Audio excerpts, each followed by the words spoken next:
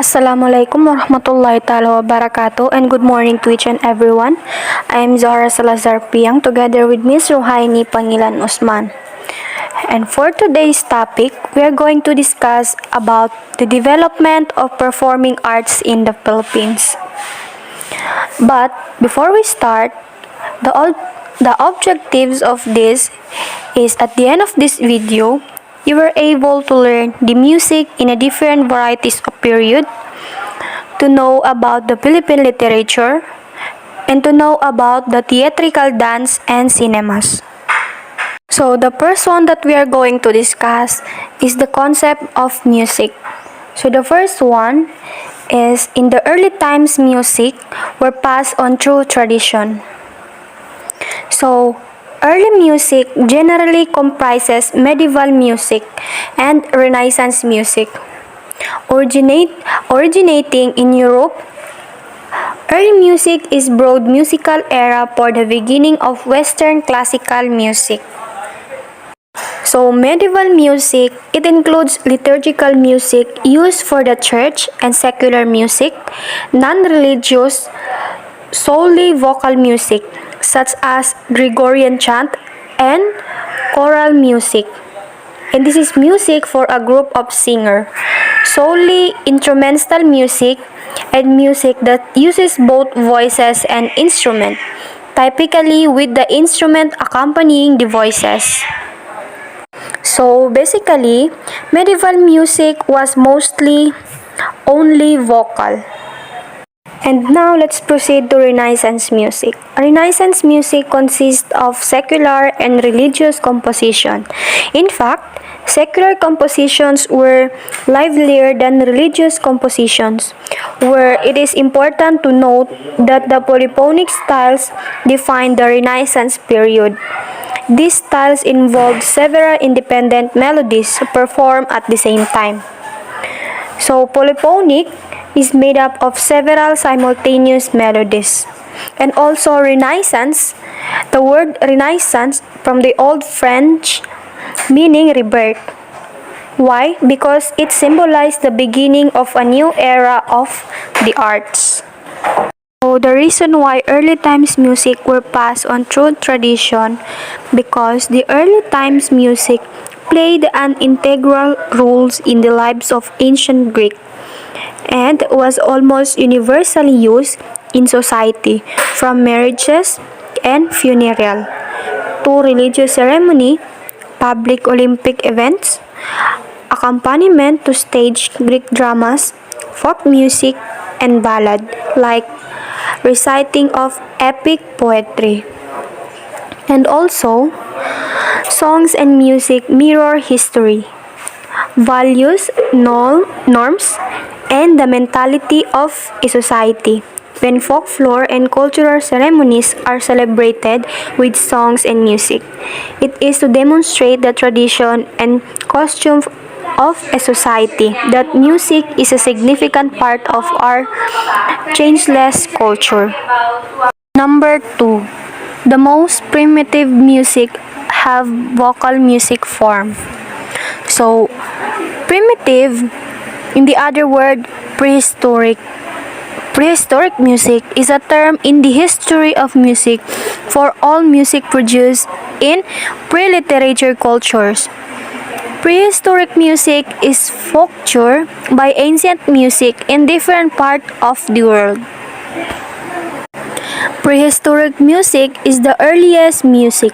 This musical grouping, also known as primitive music, categorizes all of the music created in pre-literate cultures. So, this is before people could read and write. So, this time this time period is also known as prehistory, which means quite literary or before history, before any written records of history and culture ever exist. So, historians don't really know much about how music exactly got started.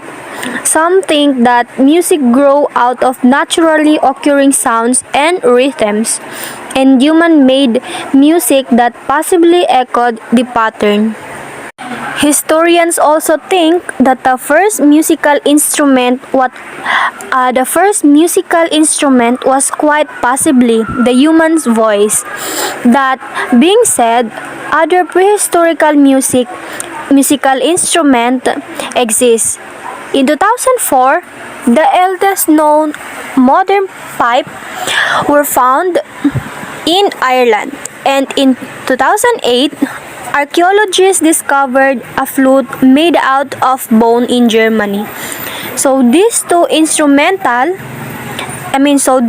instrument is somewhere between 43 to 35 years old. So unfortunately, we don't have any recordings of prehistoric music. We might be to imagine what it sounds like without pictures.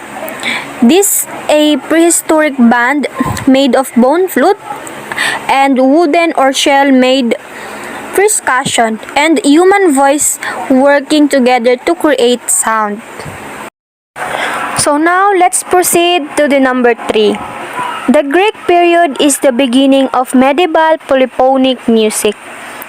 So what is Greek period? Greek period is the Greek we're familiar in this period that stretched from the 15th century to the time of Greek War of Independence, with the traditional Greek folk music, element of the Ottoman music, such as with the surviving Byzantine music, and more specifically, hymns, which is the church music. So, the music of ancient Greece was almost universally present in society, from marriages and funerals to religious ceremonies, theatre, folk music, and the ballad, like reciting the epic poetry. It played an integral role in the various of ancient Greek. And the word music came from the Muses, the daughter of Zeus. So, in the Greek period is the beginning of medieval polyphonic music. It is because polyphony emerged out of medieval church music, which is the chant. Around the 12th century, with the invention of organum, also polyphony may be found in motets, masses, and madrigal. The dominant genres of vocal ensembled music during the 14th to 16th centuries. Let's proceed to the number 4. Majority of the music in the Middle Age was sacred and only the monks could write the musical composition. Why? It's because during the Middle Ages is when music began to be considered a gift from God. A common way to praise and worship God was through music. This is how sacred music came from. Sacred and also sacred means connected with God or dedicated to a religious purpose. So, why monks has the ability to write the musical composition?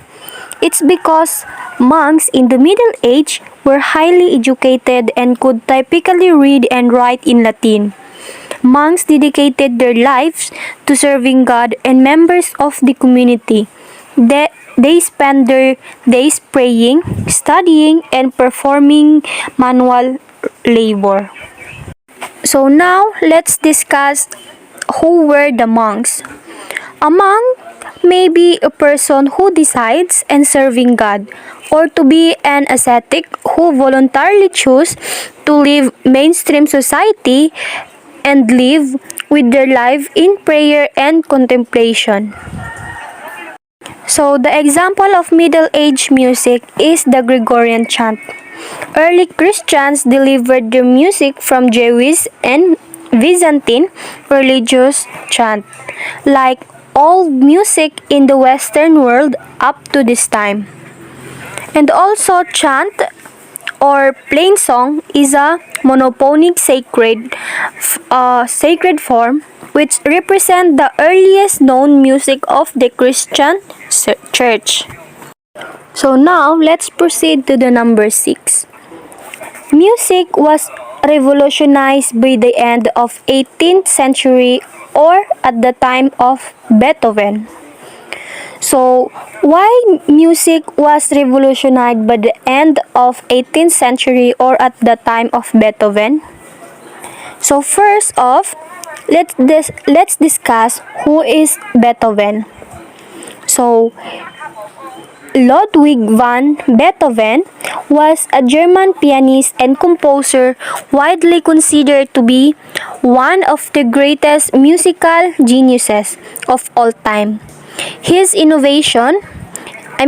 innovative compositions combine vocals and instrument, widening the scope of sonata, symphony, concerto, and quartet. He is a crucial transition figure connecting the classical and romantic ages of Western music.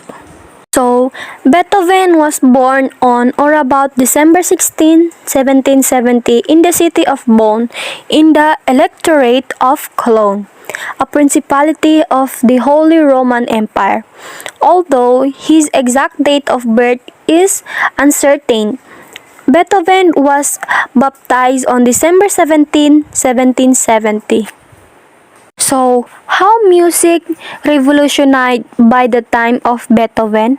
Or more like, how did Beethoven revolutionize music? So, basically, Beethoven's stylistic innovations bridge the classical and romantic periods. The works of his early period brought the classical form to its highest expressive level, expanding in formal, structural, and harmonic terms the musical idiom developed by predecessors such as Mozart and Haydn. And also, Beethoven carried through what was probably the greatest single revolution in modern music.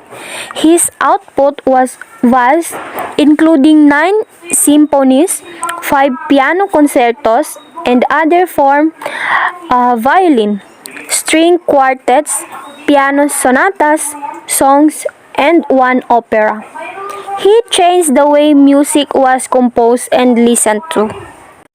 Beethoven took a whole new approach to composing music, structure and refinement. Refinement gave way to emotion and the inner world of the artist. Most music of the earlier classical era relied heavily on what we called from or a kind of musical structure. And also, Beethoven recognized as one of the greatest and most influential composers of the Western classical tradition. He defied the one sec. He defied the onset of deafness from the age of 28 to produce an output that encompasses 722 works, including a symphonies, 35 pianos, sonatas, and 16 string quartets. So, let's proceed to the modern period. The modern period in music was more of a personal expression of the artist's view of life than the nation. So what is modern period? Modern period is Western music history last from approximately 1890 to 1945. As with Romanticism, modernism is both a historical time period as well as the philosophical aesthetic. In everyday conversation, modern typically means current or recent. So, why modern period in music was more of a personal expression of the artist's view of life than the nation? It's because the view of that artist is imitation, which is representation, has not only been challenged, it has been more bound in at least some of the art since the 19th century.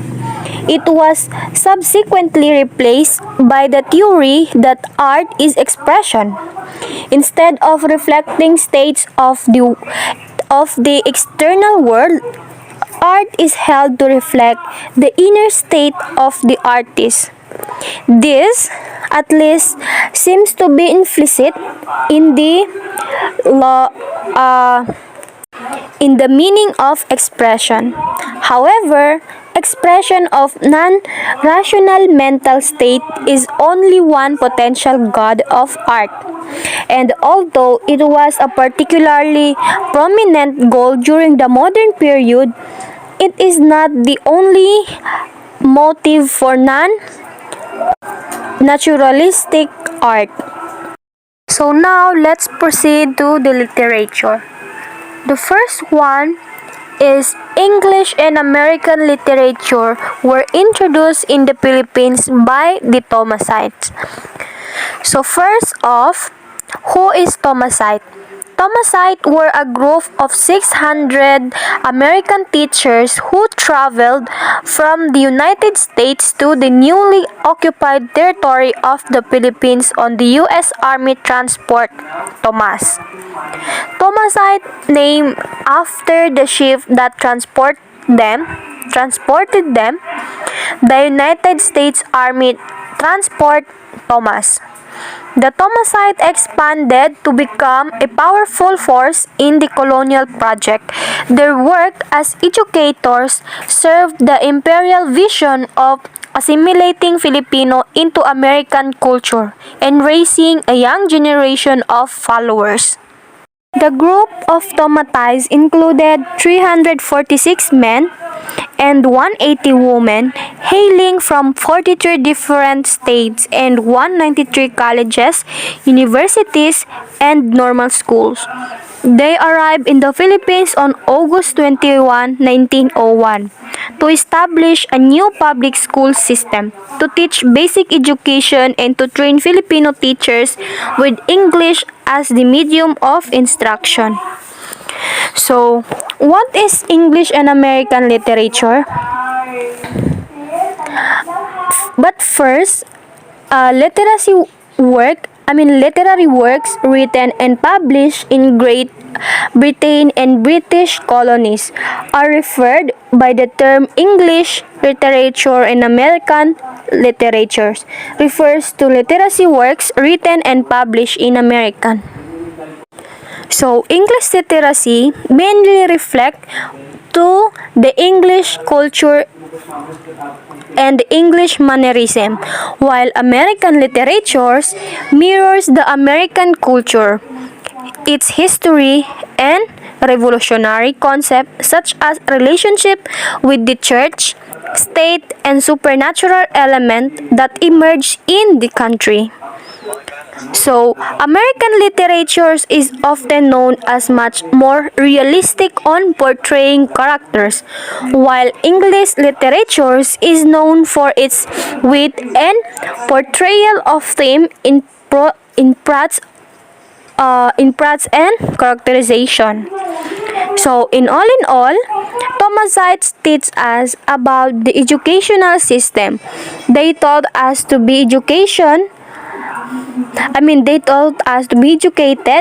learn and gain knowledge, especially in academic learning, culture, and values. Let's proceed to the number 2. In the early period of Philippine literature, drama and poetry were hardly written because vernacular plays and zarzuela became the popular theatrical arts among Filipinos. So, the early inhabitants of the Philippine archipelago had a native alphabet or syllabary, which among the Tagalog was called baybayin, an inscription akin to Sanskrit. It was through the baybayin that literacy formed such as songs, riddles, proverbs, lyrics, and short poems, as well as part of epic poems were written. So, the difference between drama and poetry is that both poetry and drama are considered literacy genres. Poetry is written form that expresses emotions, observations, and feelings through rhyming cadence. It is this combination of cadence and words that draws the readers or listeners in. So, in drama, by contrast, present the actions and word of character on the stage. So, the reason why plays and zarzuela are more popular in theatrical is that play is a work of drama, usually consisting mostly of dialogue between characters and intended for theatrical performance rather than just reading. And zarzuela is a Spanish lyric dramatic genre that alternates between spoken and sung scenes. The latter incorporating operatic and popular songs as well as dance. Zarzuela is a form of musical theater that combines spoken word and song that celebrate various Catholic liturgical feasts. The example of this is Wogar con Fuego by Francisco Asinjo Barbary was the first zarzuela introduced in the country in late 1878 or early 1879. And Moro Moro refers to a type of folk drama performed in villages throughout the Philippines, usually during fiestas. So let's proceed to the number 3. Between 1930 and 1960, Philippines literature in English had tremendously flourished and improved, particularly in essay, short story, and poetry. So during the years 1930 and 1960, Philippine literature in English rapidly improved, especially in the areas of the essay, the short story, and the poetry. So in essay, during the middle period of the Philippine literature in English, the ACS literature in English tried to capture Filipino life and culture. So, the short stories, the form of Philippine literature, which show the most rapid development seems to be the short story. The early deductive stories and romantic tales quickly came way to stories about farm life and city life, the problems of society and human hardship. Local color was well used, and Jose Garcia Villa was among the first Filipino writers to receive international recognition. And the poetry of the middle period developed slowly in the 1930s. Mostly poetry was still romantic in character. From 1942 to 1955 and 1945, few poems were written because of the war conditions and censorship. However, a few poets living in the mountain managed to write verses. These poems will later publish. These poems was later published in 1946 by Juan L. Raso in Givelia Flower. So now let's proceed to the fourth one. The short stories showed a rapid improvement in terms of quality and depth, probably because of the incentives provided by publication like the Philippine Free Press, the Graphic, the Philippine Magazine, and quality publication like the U.S. Literacy Apprentice. Poetry and the short story flourished during the time of 1930-1940, which is the golden era of Filipino writing in English. So now, let's proceed to the last one. The modern or contemporary period of Philippines literature in English is characterized by a growing sense of nationalism and deeper search or identity. It means to say it's because the diversity and richness of Philippine literature involved side by side with the country's history. This can best be appreciated in the context of the country's pre-colonial cultural traditions and the socio-political histories of its colonial and contemporary tradition, and also the contemporary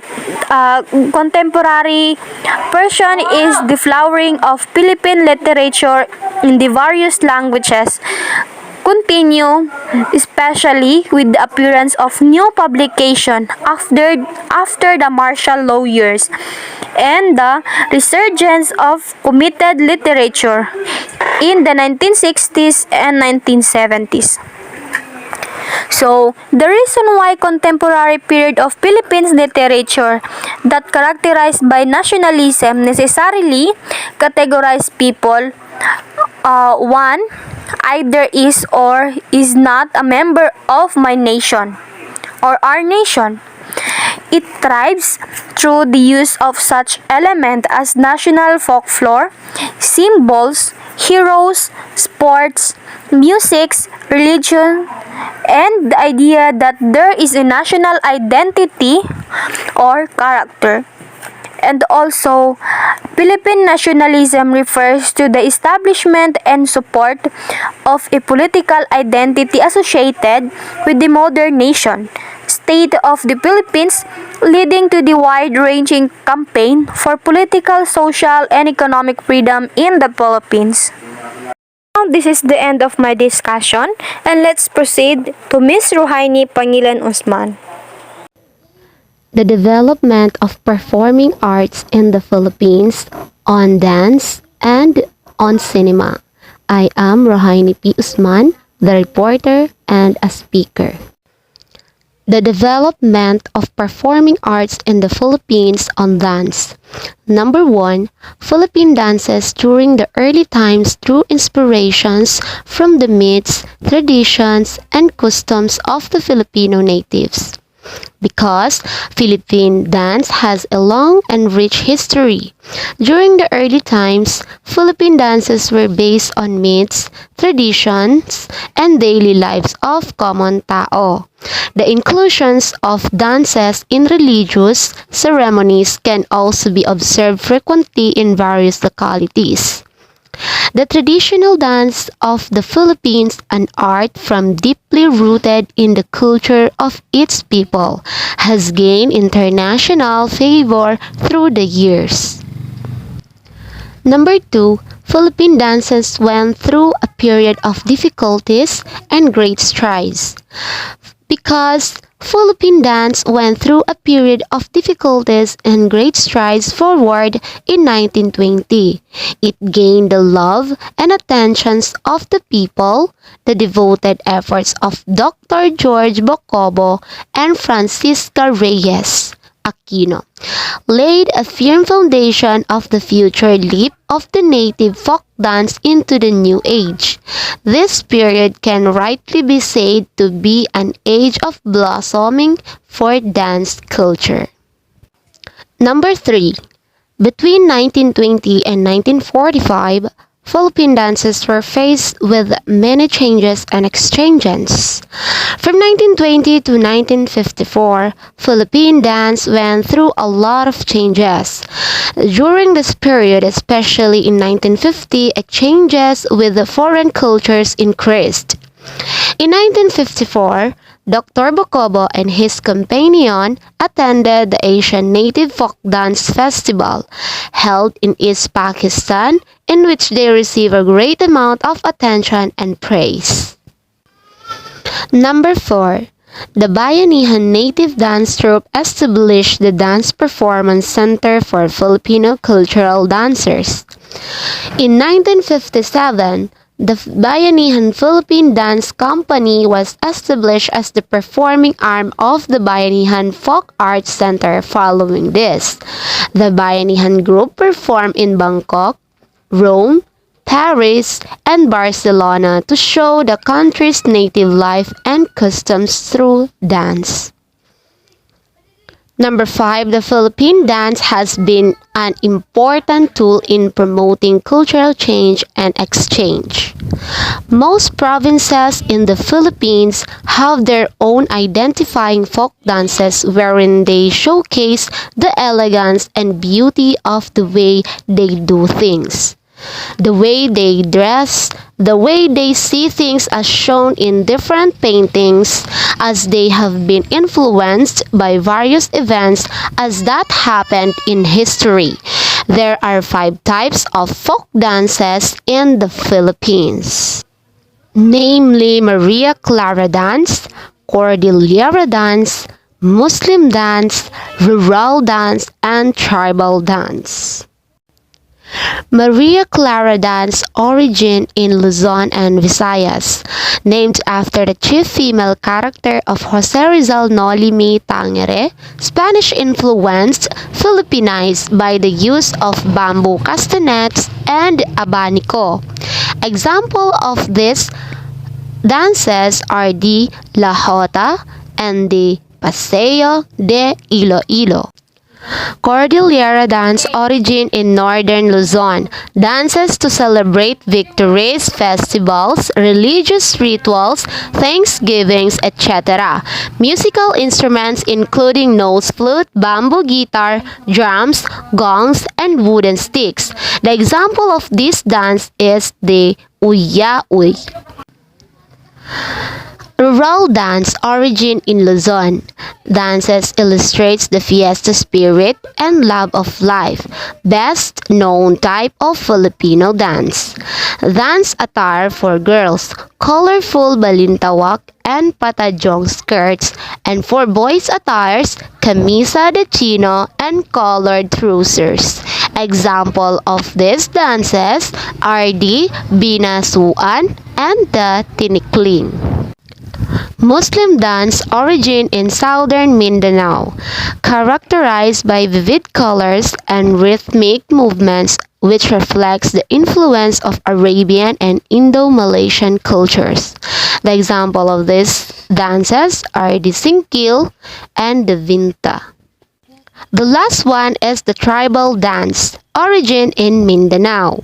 Tribal dances perform essential for the gods, ceremonial and ritual types dances. Example of these dances are the udol and the mandaya. Now let us proceed to cinema. Number 1, cinema is said to have been introduced in the Philippines a year after the brothers Auguste and Louis Lumiere of France held a screening of projected motion pictures. January 1, 1897, the first film screenings in the Philippines took place on this day. The title of the film shown were Yun Hom Au Chapeyu, Man with the Hat. Yun Sin de Danse Japanese, scene from a Japanese dance. Les Boxers, the Boxers, and La Place de el Opera, the Place El Opera. The films were projected using the 60mm Gaumont chronophotograph projector at the Salon de Pertiera at number 12 Escolta, Manila. In the same year, the Lumiere cinematograph was first introduced in the Philippines by a Spanish soldier named Antonio Ramos. Number 2. The term cinematograph was shortened to cine or cinema. November 1897, the term cine became the genetic name for movies in the vernacular.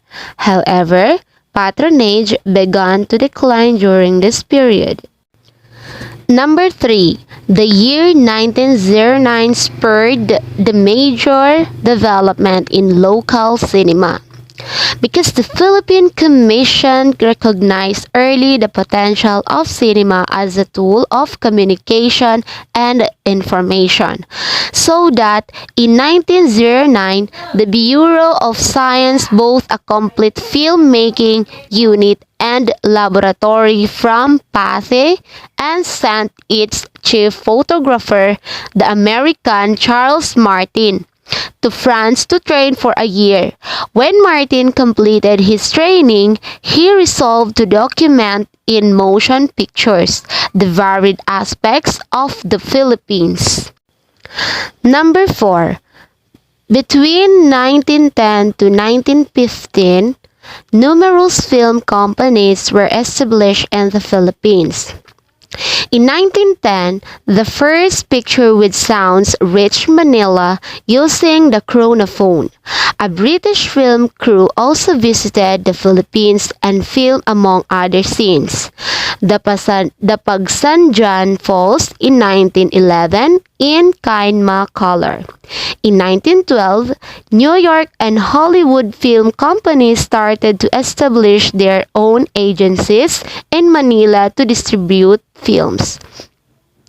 In the same year, two American entrepreneurs made a film about the execution of Jose Rizal and aroused a strong curiosity among Filipino moviegoers. This led to the making of the first Filipino film, La Vida de Jose Rizal. By 1914, the U.S. colonial government was already using film as a vehicle for information, education, propaganda, and entertainment. The Bureau of Science tackled subjects designed to present an accurate picture of the Philippines before the American public, particularly the U.S. Congress. By 1915, the best European and American films were shown in the Philippine theaters. When World War 1914 to 1918 choked off the production of European studios, Manila theater manager turned to U.S. for new film products. With the variety they offered, American film quickly dominated the Philippine film market. Number 5. Jose Nepomuceno is the father of Philippine movies. The father of Philippine cinema, Jose Nepomuceno, 1893 to 1959, was a successful photographer before switching to movies. He opened a production company called Malayan Movies in 1917. Nepomuceno released the first Filipino-produced film, Dalagang Bukid, Country Maiden, a stage play adapted to film starring Atang de la Rama, 1905 to 1991. In 1919, first talkie shown in Philippines, released in 1930, Nepomuceno masterpiece was Noli Me Tangere, The Social Cancer, based on Jose Rizal's Spanish language novel of the same name. Rizal's story is credited with spurring a sense of nationalism among Filipinos of the day. The American film Cinco Passion was the first talkie shown in the Philippines. The first locally produced film with sounds, Ang Aswang the Vampire, wasn't completely a sound film. That horror went to Jose Nepomuceno, Punyal na Ginto, Golden Dagger, which premiered on March 9, 1933 at the Lyric Theater in Manila.